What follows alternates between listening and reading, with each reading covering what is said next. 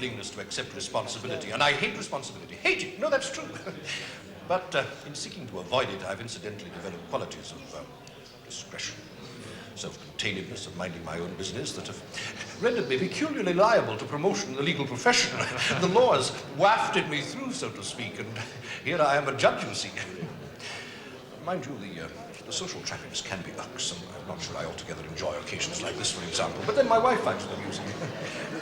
I think I'd sooner be a full-time fisherman. But then one's choices are not endless. Being a judge is, I think, a reasonable compromise.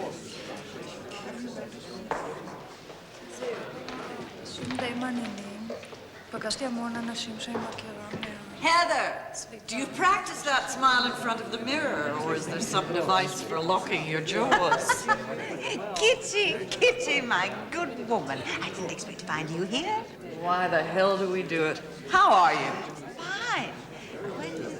When did I get out, you mean? Yesterday. It's speeded up like everything else. You can be dried out in less than a fortnight now, for the same price, mind.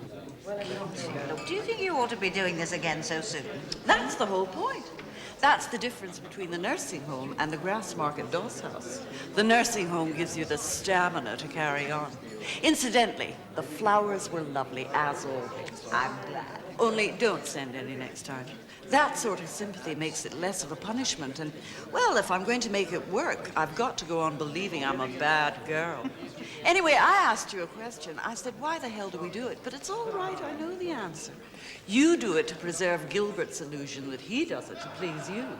I do it to embarrass Alistair. Although you'd think he'd be past that by now. There must be some compensations. Who are you trying to convince? Oh, there's money, of course. Money for drink and clothes and holidays and private nursing homes. Kitty, you depress me. I depress myself. Well, here we are, Heather, shipwrecked, washed up on the wilder menopausal shores. Have you ever tried a lover?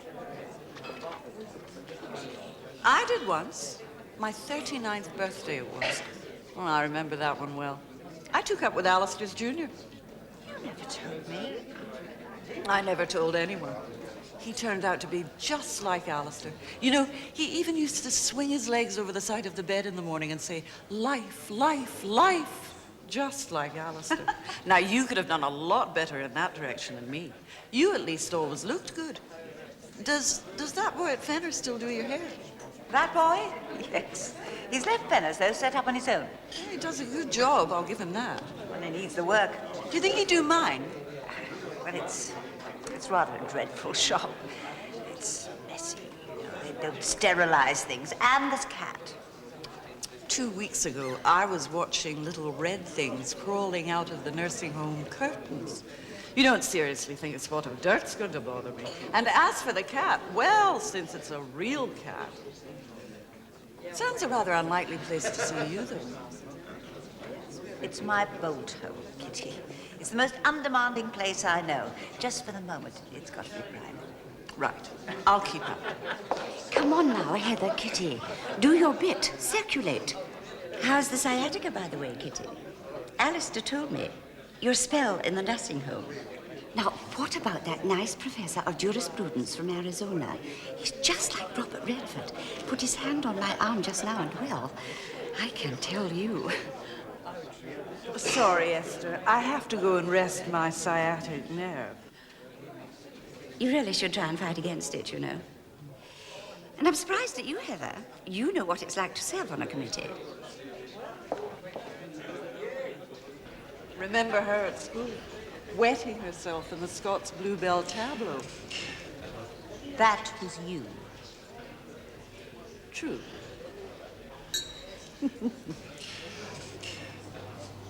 Cheers and now.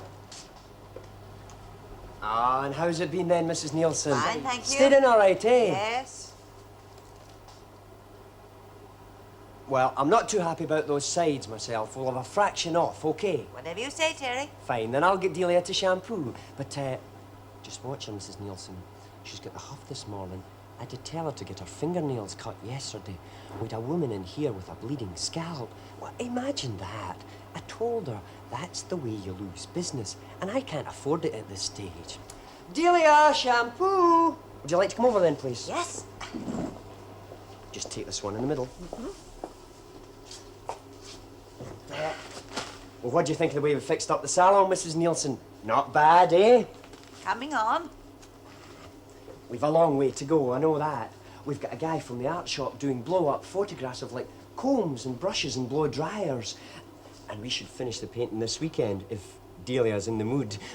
We're doing the top chocolate and the bottom lilac. Well, what do you think?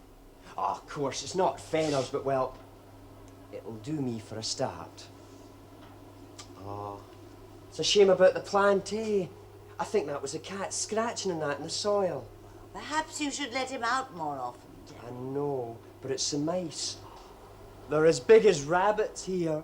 Delia, shampoo! All right, it's me, I'm here. Put the kettle on, he says. Make the coffee. Tidy up the back. Get your nails cut. It's like being in the Black Watch. And what's yours then, Mrs. Neilson? Milk and no sugar? Yes, please. Be ready when you come to the styling patio. Oh, styling patio. Get that. Head back, Mrs. Neilson. Right.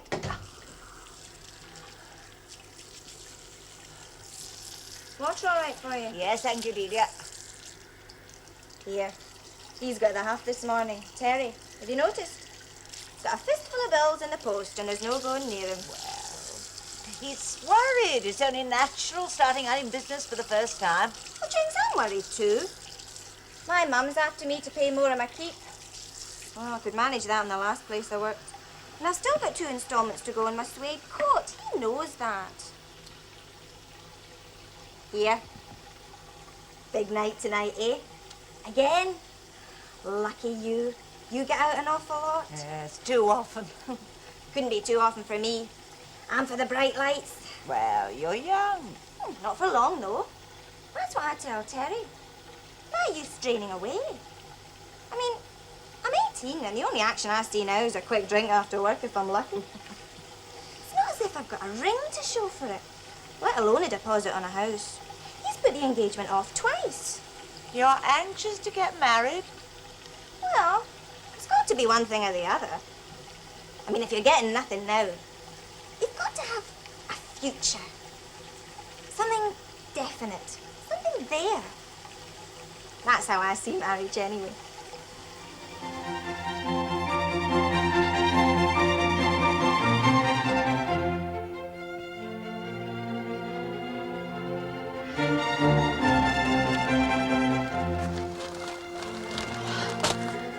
Sorry.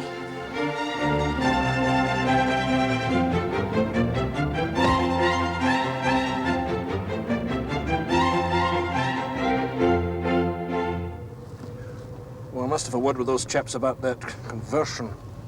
Why? I suspect it's going to be another hotel, only 5 doors down the road. What's your Conservation Society doing about it? It's not my Conservation Society any longer. I've resigned. I've also resigned from the Red Cross Committee, the Hospital Management Board, and from the Mary Macdonald Ladies' College. Mad. How will you fill in your time? I shall go to the hairdressers. Gilbert, I don't mind if there's a hotel 5 doors away. Once I might have, but not now. I wouldn't care if it was next door. Wait till it affects the value of our property, then you'll care. Gilbert, there are people who pay for their winter overcoats in installments. Certainly there are. You think I don't see them in the courts? What about the money? I have told you. I will have a word with the accountant when I have time. Well, there's no need to bother the accountant. All I want is a straightforward increase, a simple transfer. I'll sign you a check as and when you need it.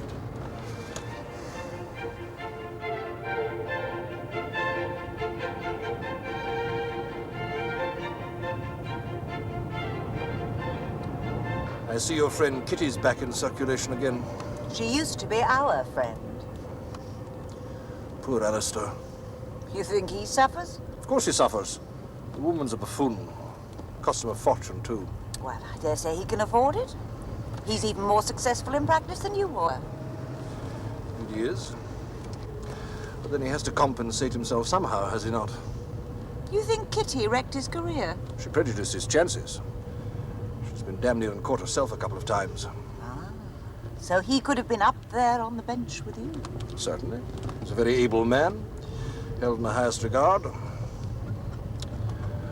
Oh, I wonder What do you wonder? whether finally he could have taken the big leap, taken the giant stride. Perhaps after all he tried a little too hard, minded too much. And you don't mind, Gilbert?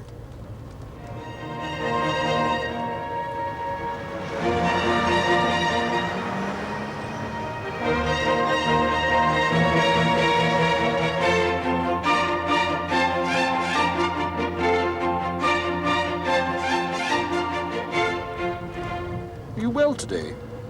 Fine.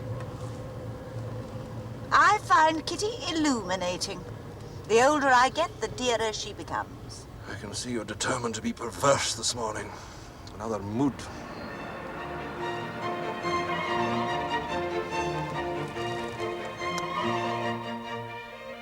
Today I shall sell my car.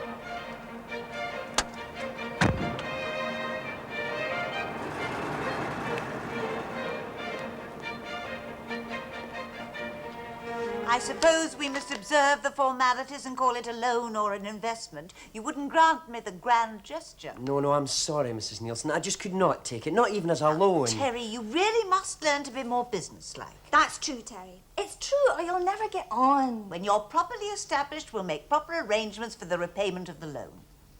Oh, well, thanks, but we'll do that, mind. Oh, look, Mrs. Neilson, I don't like But to... the subject, as my husband would say, is closed. Except, well, Terry, I don't want to interfere, but have you thought of taking on a partner? Someone older, someone who knows the ropes a little. Aye, well, I've been thinking along those lines myself. I've told him. Jordan Coyle's looking for a place.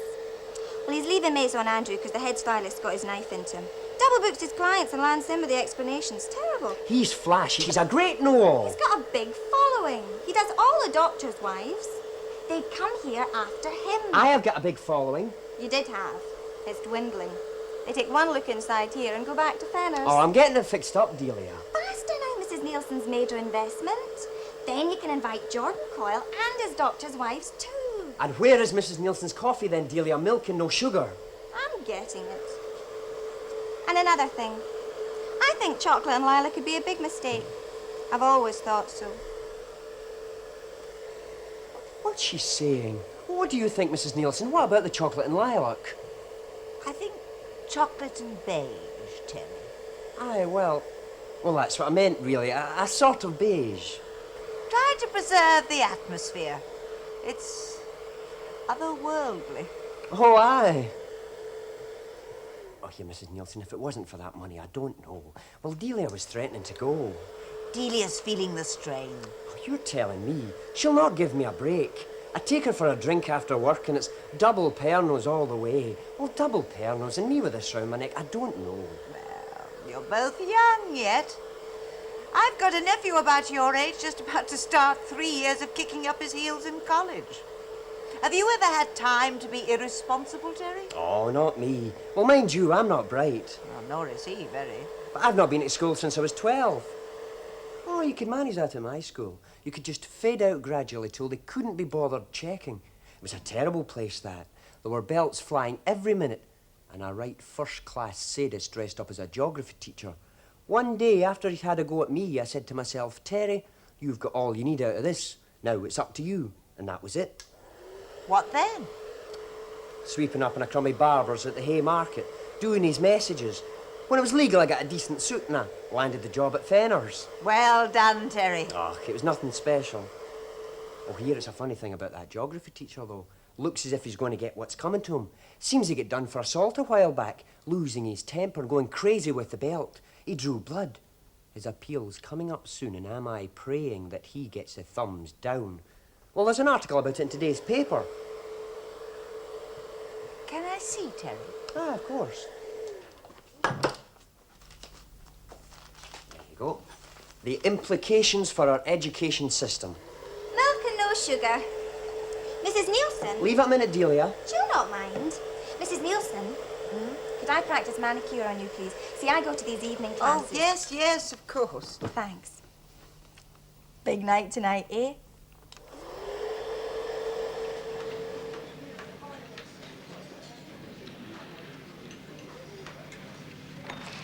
Gilbert, a boy.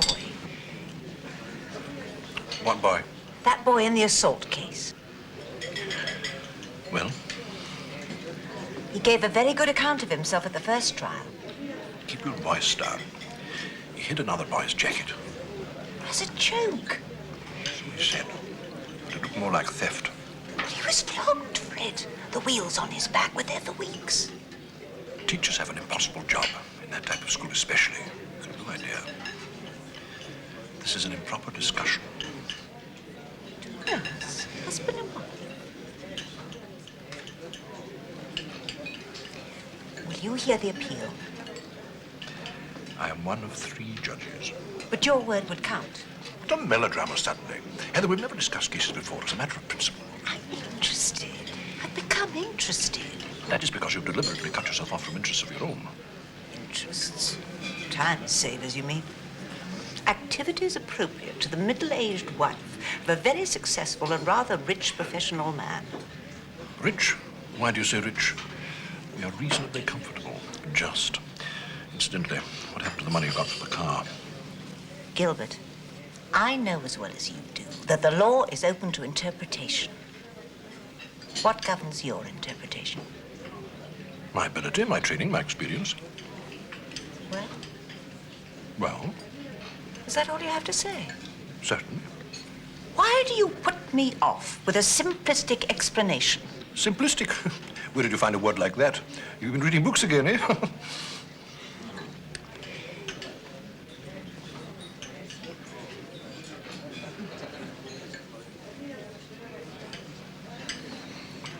Your friend.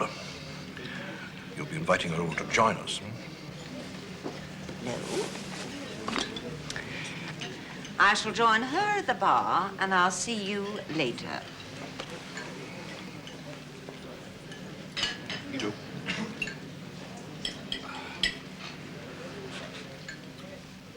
I didn't mean to interrupt. Oh, we finished.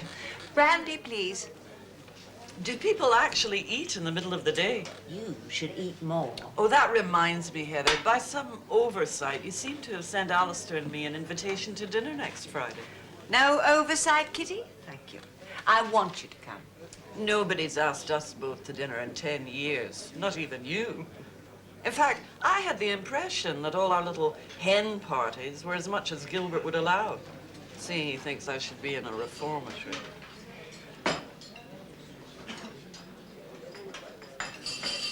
I'm sorry, Kitty. I should have been more brave. Oh, no need. I've been dropped by so many people I could clear Princess Street on a Saturday morning. You at least have kept in touch. There'll be other guests, I take it. The Carters. And some doctor and his wife. Some doctor. Yes, Graham, his name is. I've never met him, but Gilbert knows him through the courts. So he says. He says. He's a psychiatrist. Oh, well, certainly in my experience, that in itself is condemnation enough. But I would have thought you were still above the tolerance level. I have an idea he's been asked to look me over. Ah, because Gilbert's alarmed at the sudden increase in bravery. Or is that why I've been asked, as a diversion, the floor show? As a support, Kitty, an ally. And as someone I'd rather have had at my dinner table all these years than 90% of the people I've been obliged to have. You should have been there. You know, I don't think these are the most auspicious portents for a relaxed but stimulating evening to be had by all, as they say in the Edinburgh Tatler. Sounds intriguing, though. Doubt if I'll be able to resist. Mind you, Alistair's been murmuring something about having to be out of town on Friday. Well, I can't say I blame him. Still, if he sticks to that, I'll come alone. Or would that put out your numbers? Numbers, Kitty, numbers. I want you to come. Kitty. Have you any money? You mean I have to pay? No, no. I meant purely as a matter of interest. Could you lay your hands on a very large sum of money if you really needed it? No, not without selling something. Or applying to Alistair, which is the same thing as saying no. I mean, my allowance is adequate, more than adequate, considering my expensive hobby. But there's never anything left over. I never had anything of my own, you see. As you might have guessed, Alistair married beneath him. I had a little money from my mother, but we sank it in the house when Gilbert went into the practice. Not that it matters, any of it. What shall I wear on Friday? Whatever would be most comfortable. A life jacket.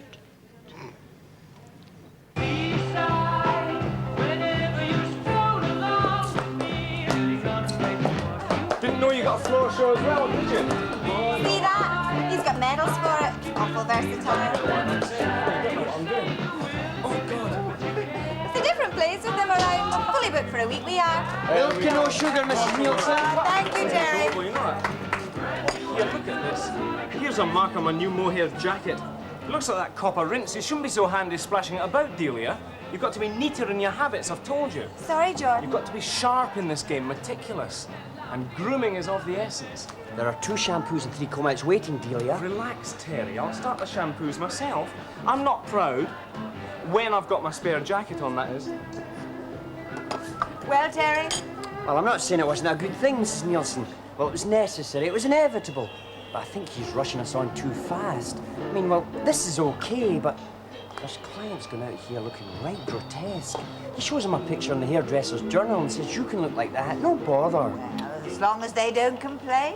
Aye, I They suppose. don't complain. It's awful popular. Well, all I'm saying is I don't think he's got any feeling for condition. With him, it's all what it looks like. Now, me, I start from condition. You start from scratch. You'll soon get used to him, Terry. Think of him as an extra dimension about the place. Oh, is that how you see him? Well, it's lively. And what about Delia? Well, now, Mrs. Neilson, has Terry been giving you an outline of our plans for the future? Excuse the standby jacket, won't you? It's just one that I keep for emergencies. You have plans? Oh, aye, there's great things coming, eh, Terry? Oh, yes. You see, we need something to put us on the map. We're at a great disadvantage here, being up the stair and just these crummy signs hanging out the window saying where we are. Cutting, styling, blow-drying. Whose idea were they? Some imagination. Aye, well, they're not very impressive, and they creak in the wind. We need a new name, too, but we're working on that at the moment. We thought of Heady Caprice. Well, you did. Aye, I did. What do you think of that? Well, it's different. Aye, and we're going to be different.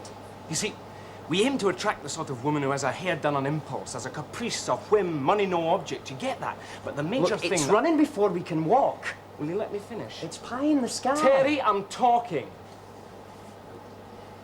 The major thing, Mrs. Neilson, the major project, is one of the big sponsored competitions. We enter as a team, the 3 of us. Cut, condition, colour and style. You know, winning one of those really gets you known. Formidable. We have no chance. We've no chance without the will to win.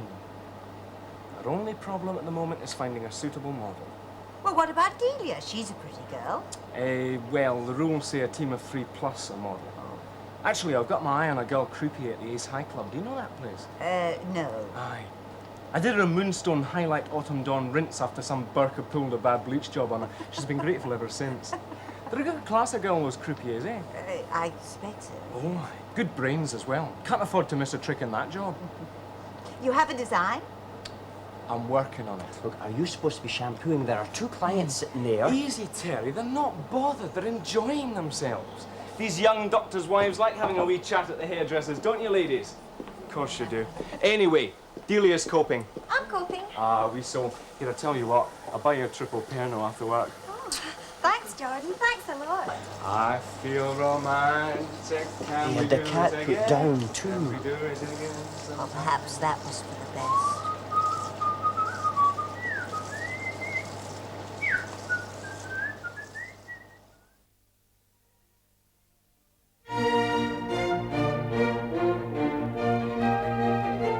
As I remember, the question was, Gaius Publius trespassed one day upon his neighbour's land with the intention of stealing his neighbour's chickens. His neighbour surprised him in the act and began to remonstrate with him. But Gaius Publius picked up a stone and struck his neighbour dead. He then violated his neighbour's wife and stole not only his chickens, but the finest horse in his stable. How would you punish Gaius Publius? Well, I believe a certain Ghanaian student answered, I would kill Gaius Publius. He said he'd kill Gaius Publius. You like that, Mrs. Graham? You care for it? I do, yes. Who's Gaius Publius? Oh, Kitty. Mr. Everyman, the John Brown of Roman law. She knows, Kitty knows. She's just being provocative. She's married to a hard-working lawyer. Shame he couldn't be with us tonight. He's overseeing a case down on the borders. That's the official version. I see the Carters didn't make it either. No, they had to cancel at the last moment. Ah, you must have let it slip that I'd be here.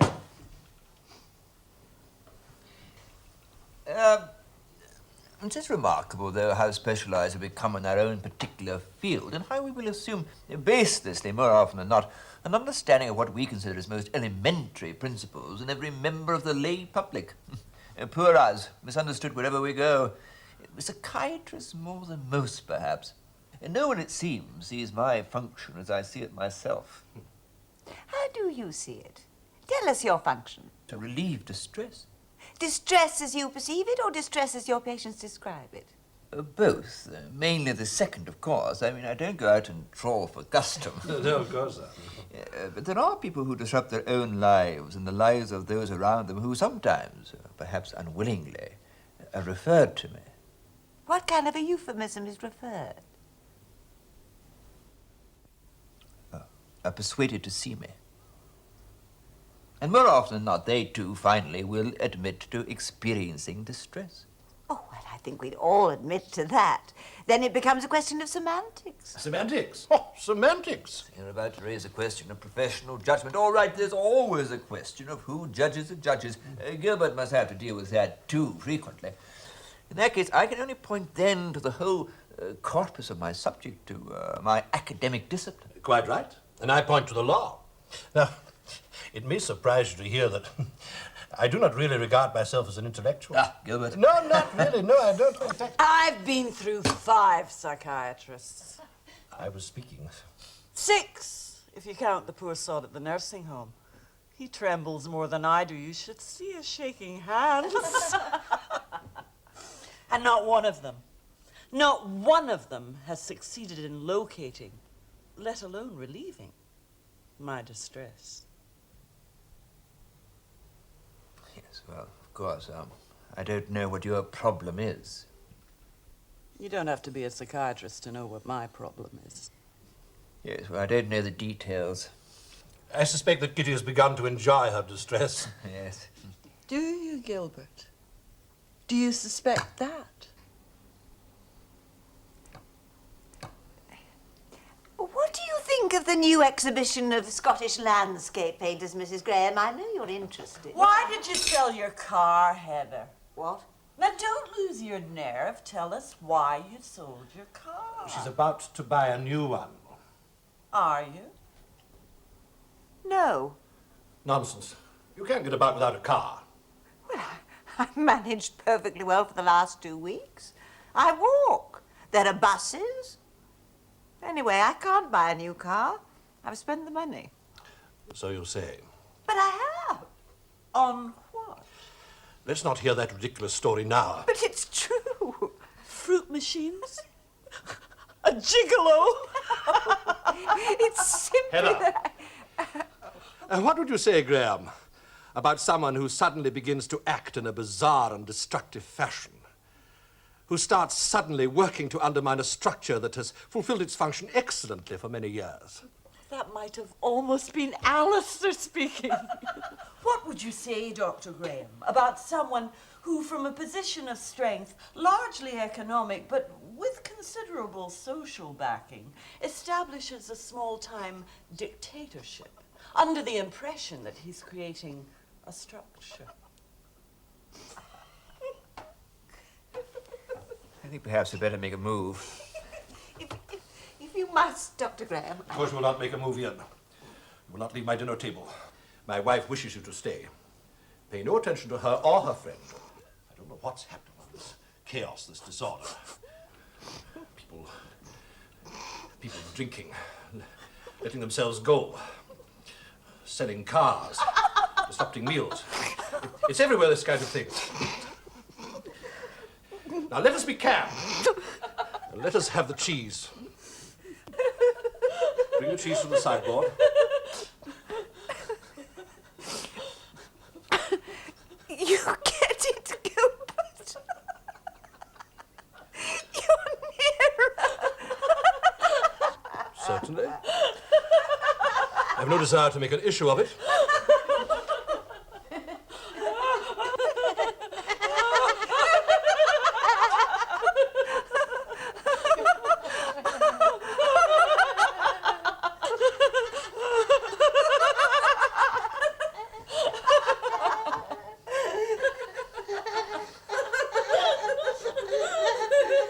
Put it like this, Mrs. Neilson. I've got to be realistic about this. I'm not keen, I tell you. This was no idea of mine. Will you let me give Mrs. Neilson the outline? You see, it did seem feasible to use this girl Croupier at first. But, well, she's put on an awful lot of weight lately. That's right, isn't it, Terry? You see, they have to get 20 minutes off in every hour at the casino so that the concentration doesn't go haywire. And this one spends her 20 minutes eating anything that's going. And, well, now, no chance. Not in that lineup. I suppose the opposition is bound to be pretty fierce. Right, dead right. Believe me, I've seen some of it. Straight out the Edinburgh Tatler in the Scottish Field and that. You know, real professional stuff. So, what do we do? Well, is there no other class you could enter? You've got it, that's it. Oh, for God's sake. What's wrong with that? Mrs. Neilson's hit the nail on the head. There is another class, evening elegance it's called. It's aimed at the mature, sophisticated woman. Well, that's obviously the one you should enter. I suppose you'll need a more mature model. Right. Well, I am going in the back. He's not up to himself this morning, Terry. He's been letting this assault case in the appeal court get on his nerves. He's been reading the paper. He's terribly sensitive. Yes, I know. This competition. Now, you, Mrs. Neilson, are the most attractive, mature woman that I've ever seen. And then there's your clothes. Elegance personified. I? Uh-huh. You want me to be your model? If you would be so very, very kind. Now, here, look. I've got the design drawn out. Now, see this? 1,000 pinpoints of light exploding from a central point just below the crown. Sets off the shine that way, formidable. But I couldn't possibly... With you, we couldn't fail. We'd carry off the class prize easy, and we might even manage the best in the show. And honestly, this business needs that badly. I'm sorry, I couldn't... But here, the title's the thing. You know they like a lot of topical nationalistic feeling these days, so guess what I've called it? The Caledonian Cascade. You like that? The Caledonian Cascade. It's good, isn't it? Think it over.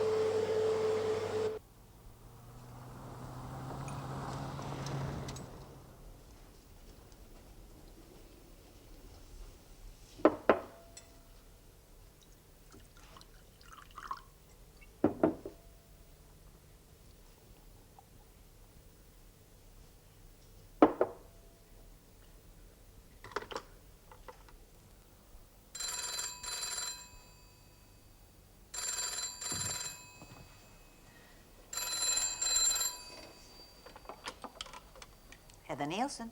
Isn't it dire not having anywhere to go on a Saturday night? I haven't felt like that since I was an adolescent. That's either a reflection on me or because Saturday night at home's a novelty for you. Now, why am I ringing? Oh, yes. Wasn't there an explosion a moment ago? Did you hear it? Yes, I think it was fireworks on the esplanade, probably for the royal visit. Oh. Oh. I'd rather hoped it was the end of the world. Shall I come? No, no, no, no. Why would you do that? You with no car. Better stay and keep Gilbert company. Gilbert's barricaded himself in his study. Oh, words again. Not many, but all of them to the point. Can't go on. Got a sensitive case on at the moment, Gilbert, hasn't he? Is it affecting affecting him? It's affecting me. Oh, that's no good. Forget that. Look, stay out of cases. I always have. I shall give him one last chance. Then what? You can't leave him. A little baiting, perhaps, a little jolt from time to time. But don't let's pretend. That boy. The boy with the sadistic teacher. He is sadistic. You think so? Standing out a mile. If Gilbert would only... He used not to be an inhumane man. Heather, would you come? Of course. I'll get a taxi immediately. There comes a time when disorder can no longer be tolerated, where not to define a certain boundary, to draw a certain dividing line, is to invite anarchy, is to invite the rule of chaos. And if those who recognize the danger and are perhaps occasionally overzealous in their attempts to stem the tide, then who can wholly blame them? The law makes allowances for provocation, and provocation was certainly a factor in this case. Moreover, between the passing of sentence and the hearing of this appeal, a man has been forced to submit to the questioning of his professional integrity, as well as having been deprived of his livelihood. That surely is punishment enough. He is on the side of authority. And where the fabric of authority itself is likely to be damaged by a failure to give due weight to provocation, we have a wider responsibility than that suggested by the immediate circumstances. We must find in favor of what most conduces to the maintaining of order. Order whether in the classroom or in the factory or the home. That's great. That is terrific. I knew you'd say yes. Terry said you'd never set foot in here again, but I knew. How's that, Mrs. Mackenzie? That's It's better around the back, isn't it? Delia, will you show Mrs. Mackenzie out, please? We'll see you next week, then. Oh, thank you very much indeed. We'll see you next week. Cheerio just now. Cheers and out. Hey, you wouldn't happen to have a long red evening dress, would you? Kind of vermilion, to set off the highlights so that when we whip the styling gown off, there you are, dazzling. No, I'm afraid not. Well, a few bits of glitter wouldn't go amiss, you know, jewels and that. Oh, yes. Great. Oh, come on, Terry, this should cheer you up. Take your mind off that bloody court case. I can never understand why you were so involved in the first place. You were belted. We were all belted, so what? Oh, God. A couple of triumphs for the cup, Mrs. Neilson, but we'll save the actual styling for the real event, OK? And you'll not mind about the colour. Great. Fantastic. Pity about the vermilion. Never mind. Delia, next Tuesday.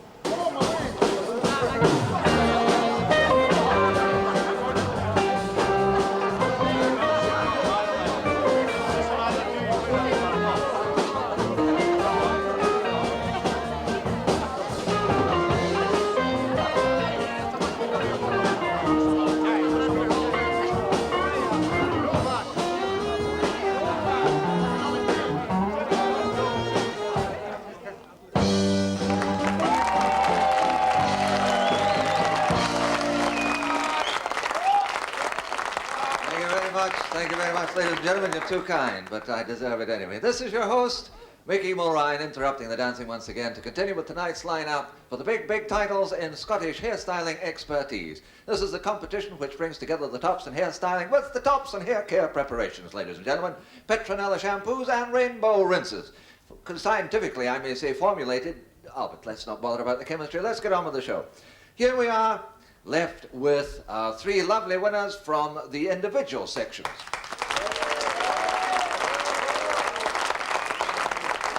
Yes, high fashion, way out, and evening elegance. And we're just waiting on the highlight, note that clever word, highlight, of the show when the judges come forward with the best in show titles. So in the meantime, well, we've had a word with Maggie, and we've had a word with Dolores, Mrs. Huey Green here. You remember Dolores, That's our linoleum fitter from Bathgate and a great sport, isn't that right? Take me to your leader. Well, now, let's have a word with Heather. Lovely Heather, who's modelling with the Heady Caprice team from Edinburgh. Heather, darling, come on and have a word with Mickey. That's the idea. So tell me, Heather, are you a professional model, or is this just a spare time activity like it is with Dolores there? No, this is my first time, actually. Oh, this is Heather's first time. We'd never have guessed, would we? And tell me, Heather, have you any hobbies? No, not really, not anymore. No? What about home ties? Anybody out there in the audience rooting just for you? No. No? No proud hubby?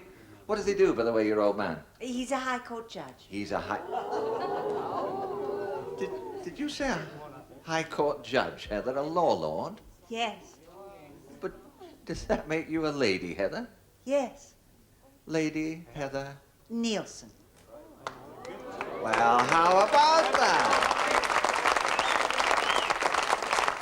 Heather's hubby's a great big High Court judge, and she's a lady. I give you Lady Heather Neilson, ladies and gentlemen. Blindly, she's wasted on you. Come on, you're too good for them, Heather. Come on and put your aristocratic bottom down just for a moment while I bring forward Jordan Coyle, stylist Jordan Coyle, who may be persuaded to give us the lowdown on the style he's created using Petronella products, of course, for his lovely model. Now, Jordan, tell me, Heather's social life must be pretty hectic. Does this affect your technique in any way? Yes, well, Lady Neilson is a regular client of our salon, Mickey, and she kindly, very kindly, agreed to act as our model. Yes.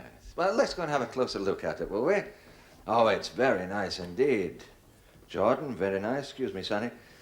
And tell me now, am I right in thinking that's a Petronella Rainbow Rinse Winter Sunshine number 472? Yes, it is, Mickey, except for this section here on the crown, which is South Pole White number 534. Oh, I see, just to give it the contrast. Yes, and also to accentuate the swan motif. Swan motif? My last-minute inspiration, Mickey. Floating, as it were, above the Cascade. The Caledonian Cascade, you see. The Caledonian Cascade! I like it. Well, there we are, ladies and gentlemen. Sorry we've got no time to have a word with Jordan's assistants, but there they are. Hello, Delia. Hello, and before I let you go back to brawling like animals... Oh, I'm sorry, was that you dancing? You could have fooled me. Anyway, before you do that, I give you one last time Lady Heather Neilson, ladies and gentlemen, and the Caledonian Cascade.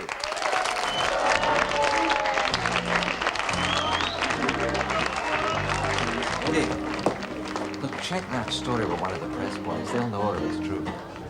She's either a loony or this could be one of the biggest advertising breaks any of us could wish for. There you go, son.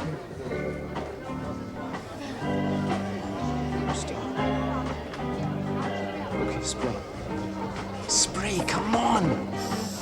Okay, that's fine, not too much. That's fine. Right, now we and freshen your own hair up a bit and gloss up your face a bit. Come on, dear, it's not count. Okay, Jordan, you want a rave? A wee one.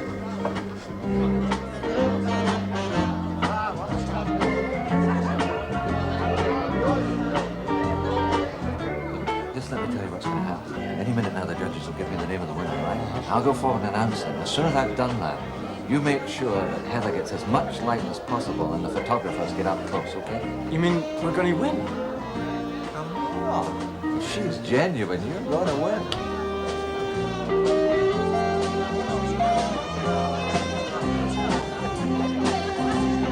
Okay, that's great. Right, straighten up and smile. You too, Lady Neilson.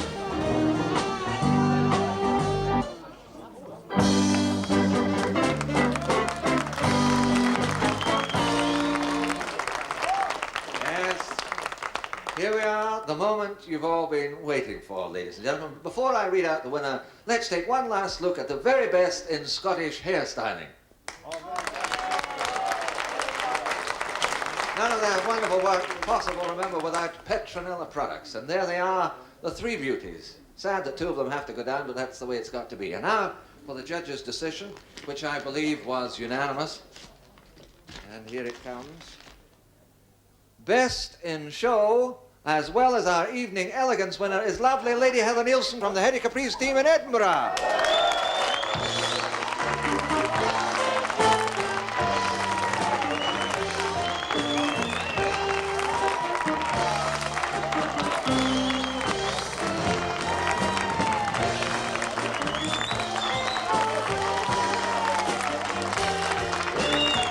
Jordan, Mr. Gilchrist of Petronella Products has his eye on you. Thinks you're quite a bright lad. He wants to know if you'll stop overnight in Glasgow and talk business. Yes, I'd be delighted. Thank you, Mickey. Do you fancy staying overnight in Glasgow, Delia? With you? Yes.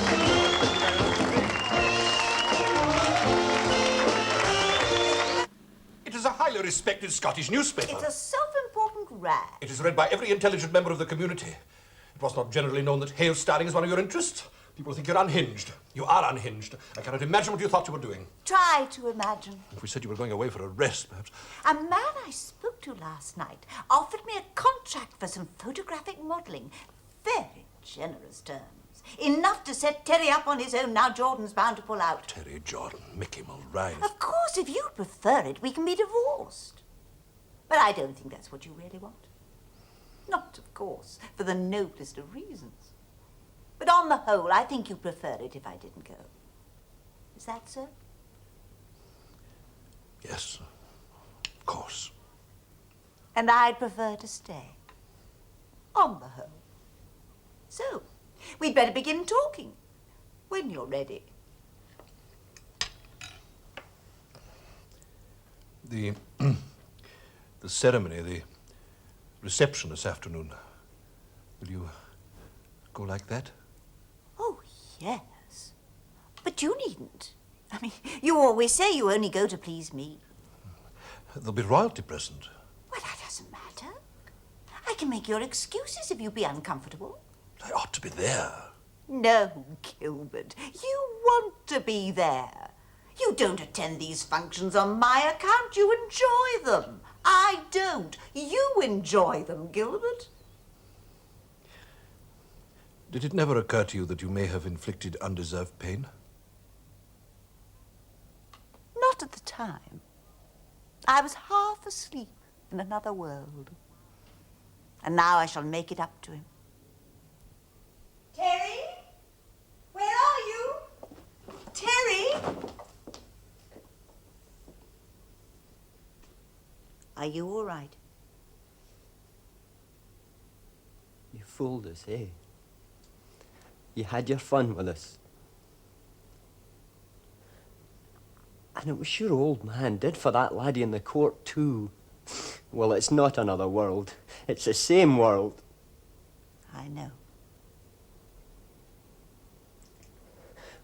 Well, I'm going back to Fenner's. Security, that was. There wasn't much scope, but there was security. Terry, don't be defeatist. I know all about that. If you would only accept... I could not consider you as a partner. But Terry, I wouldn't interfere. I just help you run the business side, that's all. Look, if we fail, you go back to Fenner's and I go back to the hospital management board. No harm done.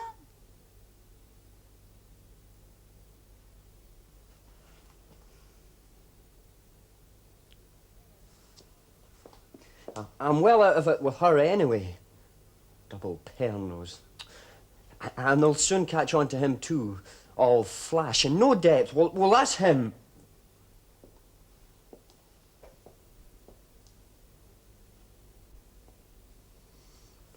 Well, okay then.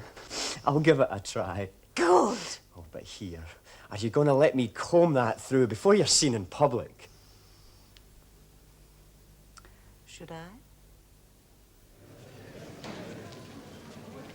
It was a swan, then, on her head. So I believe. Good. For a moment, I thought it was time to ring up the nursing home again. She's late. She is coming. So she said. A little unpredictable these days, though, isn't she?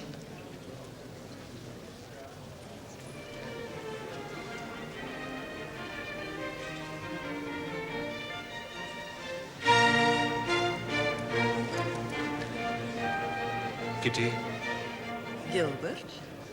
Please remember that you are always welcome in our house.